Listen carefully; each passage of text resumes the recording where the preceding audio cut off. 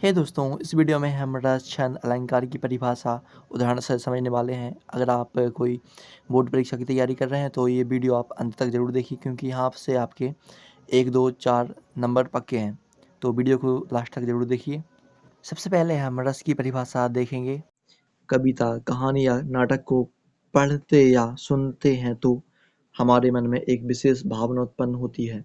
इसी भावना को रस कहते हैं। यानी जब हम किसी कविता को पढ़ेंगे, कहानी या फिर नाटक को, तो हमारे मन में एक विशेष भावना उत्पन्न होती है, प्रसन्नता होती है, उसे ही हम रस कहते हैं। और फिर इसके बाद हम रस के विभिन्न प्रकार, जो कि लगभग 9 के आसपास हैं, एक-एक से देखेंगे। पहला है श्रृंगार रस। श्रृंगार रस है परिभाषा जब कविता में प्रेम, सौंदर्य और आकर्षण की भावना हो, इसे श्रृंगार रस कहते हैं। जहाँ भी हम कभी कोई कविता को पढ़ेंगे तो हमें प्रेम, सौंदर्य और आकर्षण की भावना स्पष्ट रूप से दिखाई दे, वहाँ पर श्रृंगार रस होगा। आप परीक्षा में भी इसी प्रकार सीधे से लिख सकते हैं।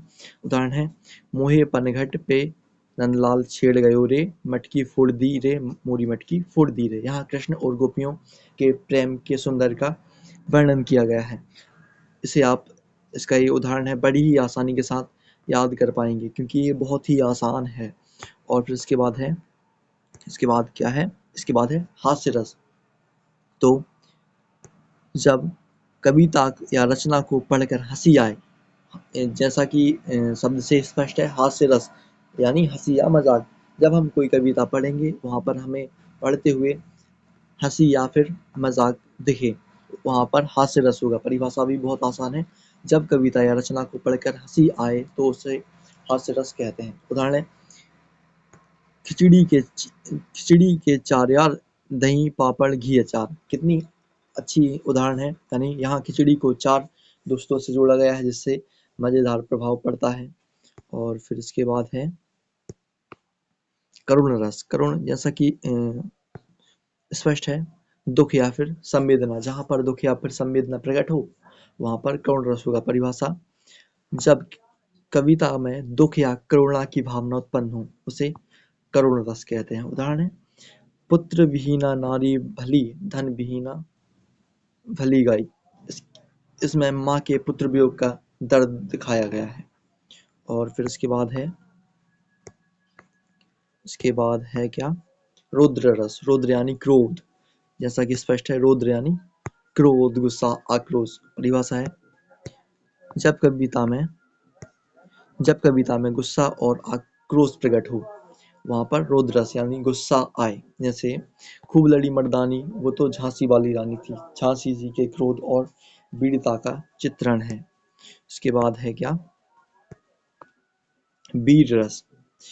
वीर रस वीर रस जब कविता में वीरता और पराक्रम दिखाया जाए, उसे वीर रस कहते हैं। यानी बहादुरी, उत्साह, या फिर कुछ कविता को हम पढ़े, वहाँ पर बहादुरी हो, उत्साह हो। जैसा सिंहासन हिल उठे, राजवंशों ने भ्रकटी तानी थी। यहाँ पर 1857 की क्रांति का जोश दर्शाने वाला यह वीर रस का उदाहरण है। बहुत ही आसान है, आप बड़ी आसानी के साथ कर लेंगे। और यहाँ से लगभग हर साल कुछ ना कुछ क्वेश्चन फंसते हैं। अगर आप बोर्ड एग्जाम की तैयारी कर रहे हैं तो फिर आप इस वीडियो को जरूर देखें आखिरी तक। उसके बाद क्या है? इसके बाद है अद्भुत रस। अद्भुत यानी आश्चर्य और चमत्कार का रस। जब कविता में कुछ अद्भुत और चमत्कारी दिखाया जाए, उसे अद्भुत रस कहते हैं। जैसे क्या है? नभ में उड़ते रथ देख सब लोग दंग रह गए। रामायण में पुष्पक विमान का उड़ना अद्भुत रस का उदाहरण है, क्योंकि हवा में पुष्पक विमान उड़ रहा है। उसके बाद क्या है? इसके बाद है भयानक रस, यानी डर, भय। जहाँ पर हम कोई कविता पढ़े, वहाँ पर भयानक और डर लगे, वहाँ पर क्या होगा? भयानक रस। परिभाषा है, जब कविता में डर और भय उत्पन्न किया जाए, उसे भयानक रस कहते हैं। उदाहरण, चारों ओर अंधेरा छाया, शमशान में कोई चिल्लाया। चलाया नहीं, सॉरी, चिल्लाया। यहाँ पर हुआ क्या? चिल्लाया, चिल्लाया। ठीक है। भूत प्रेत की कहानी में अक्सर भयानक रस दिखने को मिलता है। इसके बाद है हमारा विभत्स। विभत्स यानी घृणा, विकृति। जहाँ पर हम कोई कविता पढ़ें और हमें घृणा आए, विभत्स विकृति आए, वहाँ पर क्या होगा, विभत्स रस। उदाहरण है, रक्त रंजित पड़ा था सब, कीड़े उसमें रेंग रहे थे। कितना वो घृणा आ रही है। और विकृति रस यहाँ पर यानी विभत्स रस दिखाया गया है। युद्ध भूमि का भयावह दृश्य दिखाया गया है उदाहरण में। सो बेसिकली ये बहुत ही आसान उदाहरण है, आप बड़ी आसानी से इसको कर सकते हैं। तो आप इसी को याद करके जाइए और परीक्षा में अच्छे नंबर लाइए। इसके बाद क्या है, इसके बाद है शांत रस। शांत रस यानी शांति, आध्यात्मिक रस। जब कविता में शांति, संतोष और अध्यात्म दिखाया जाए तो वहां पर शांत रस होगा। उदाहरण क्या है, राम नाम जपते रहो, मन को शांति मिलेगी। भगवान राम के भजन में शांत रस है। बहुत ही आसान उदाहरण और परिभाषा है, आप वीडियो को देखकर ही पूरे याद कर सकते हैं।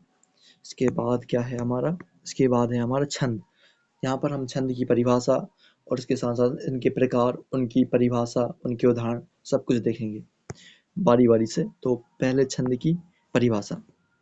कविता में शब्दों की लय और मात्रा के नियमों को छंद कहते हैं। इसमें कविता मधुर और संगीतपूर्ण बनती है।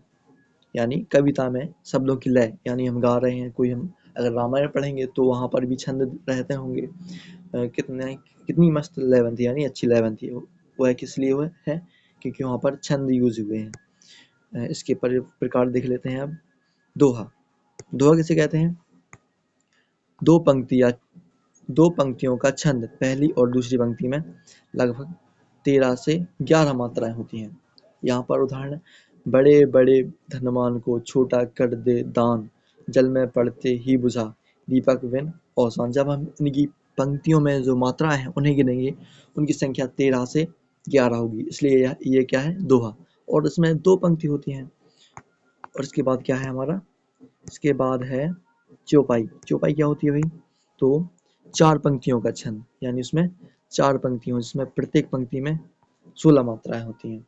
यहाँ पर शायद 2 लाइन दी नहीं है, आप कोई दूसरा भी उदाहरण याद कर सकते हैं सर्च करके यूट्यूब से या फिर गूगल से। यहाँ पर क्या है, मनुष्यता को मत भूलो, सेवा धर्म महान, दीन दुखी के दुख हरो, यही सच्ची पहचान। इसमें क्या होता है, 16 मात्राएं होती हैं और 4 पंक्ति होती हैं। इसके बाद है हमारा क्या, सोंठ। सोंठ क्या होता है भाई, तो पहली और तीसरी पंक्ति में 11 मात्राएं और दूसरी और चौथी पंक्ति में 13 मात्राएं होती हैं। उसमें क्या होगा, सोंठ। सोंठ क्या होगा, तीसरी पंक्ति में 11 मात्राएं और दूसरी और चौथी पंक्ति में 13 मात्राएं, वहां पर होगा सोंठ। राम नाम सुमरे सदा जीवन सफल होए, संत संग से होत है भवसागर से सोए। इसके बाद है भाई क्या, इसके बाद है अलंकार। अलंकार की परिभाषा क्या है, किसी कविता का वाक्य को सुंदर और प्रभावी बनाने के लिए जो विशेष शैली अपनाई जाती है उसे अलंकार कहते हैं। प्रकार देखेंगे तब हम इसे बहुत ही आसानी से समझ जाएंगे। प्रकार देख लेते हैं। अनुप्रास अलंकार क्या है, जब किसी शब्द का या ध्वनि की पुनरावृत्ति से कविता में सुंदरता आती है, वहां पर क्या होगा, अनुप्रास अलंकार। क्या, जब किसी शब्द या ध्वनि की पुनरावृत्ति यानी दोबारा आए से कविता में सुंदरता आती है, वहां पर क्या होगा भाई, अनुप्रास अलंकार। उदाहरण है, चंद्र चमकता चंचल जल में। यहाँ पर चा की पुनरावृत्ति से अनुप्रास अलंकार बना, यानी यहाँ पर चंद्र में चा है और फिर चंचल में चा है, तो यहाँ पर क्या होगा, अनुप्रास अलंकार। इसके बाद क्या है, इसके बाद है उपमा अलंकार। उपमा अलंकार क्या है, जब किसी वस्तु की किसी अन्य से तुलना की जाए, यानी हम तुलना कर रहे हैं उपमा अलंकार में। उपमा अलंकार यानी तुलना करना। जब किसी वस्तु की किसी अन्य से तुलना की जाए, वहां पर क्या होगा हमारा, उपमा अलंकार। उदाहरण है, वह शेर की तरह लड़ रहा था। कौन लड़ रहा था, शिवाजी। शिवाजी यानी कौन, वीर शिवाजी। तो यहाँ पर क्या है, वह शेर की तरह लड़ रहे थे, तो हम तुलना कर रहे हैं शेर की तरह, यानी शेर से तुलना कर रहे हैं किसकी, शिवाजी की। अगर हम तुलना करें तो यहाँ पर क्या हो रहा है, शेर से तुलना हो रही है, तो यहाँ पर क्या होगा, उपमा अलंकार होगा यहाँ पर, ठीक। और इसके बाद है रूपक अलंकार। रूपक अलंकार जब किसी वस्तु को दूसरी वस्तु ही मान लिया जाए, यानी उसी वस्तु को मान लिया जाए। जैसे तेरे होंठ गुलाब की पंखुड़ियां हैं, यानी यहाँ पर उन किसी के होंठ को ही गुलाब की पंखुड़ियां बोल दिया है। यहाँ पर क्या है, रूपक अलंकार। इसके बाद शायद चौथा चौथा और है अतिशयोक्ति। अतिशयोक्ति यानी बढ़ा चढ़ा कर कहना। अतिशयोक्ति मतलब बढ़ा चढ़ा कर कहना। जब हम कोई भी बात बोले उससे बढ़ा चढ़ा कर बोले, वहां पर अतिशयोक्ति अलंकार होगा। जैसे जब किसी बात को बढ़ा चढ़ा कर कहा जाए, वहां पर अतिशयोक्ति अलंकार होगा। उदाहरण है, उसकी आंखों से झरने बह रहे। अब देखो, किसी की आंखों से झरने तो बहने नहीं हो, बहते बह नहीं सकते, तो यहाँ पर क्या है, बात को बढ़ा चढ़ा दिया गया है बहुत ज्यादा, है ना। तो यहाँ पर क्या है, यहाँ रोने की अतिशयोक्ति से दिखाया गया है, यानी यहाँ पर बढ़ा चढ़ा कर कहा गया है। तो यहाँ पर क्या होगा, अतिशयोक्ति अलंकार। उसके बाद शायद पूरे हुए हैं। तो अलंकार हमारे कितने हैं, एक है अनुप्रास अलंकार, एक है उपमा अलंकार, एक है रूपक अलंकार और एक है अतिशयोक्ति अलंकार। तो दोस्तों आशा करता हूँ कि आपको वीडियो बहुत ही आसानी से समझ में आई होगी और आप परीक्षा में अच्छा प्रदर्शन करेंगे। तो अगर आपको किसी और टॉपिक पर वीडियो चाहिए तो आप कमेंट कर सकते हैं, हम ज़रूर उसका रिप्लाई करेंगे और जल्द से जल्द वीडियो बनाने की कोशिश करेंगे। तो यह रहा 10वीं क्लास, यानी 10वीं नहीं, 10वीं नहीं, केवल 12वीं भी, 11वीं भी, 9वीं सभी के लिए यह बहुत ही आईएमपी क्वेश्चन है, क्योंकि हर क्लास में यहाँ से क्वेश्चन पूछे जाते हैं।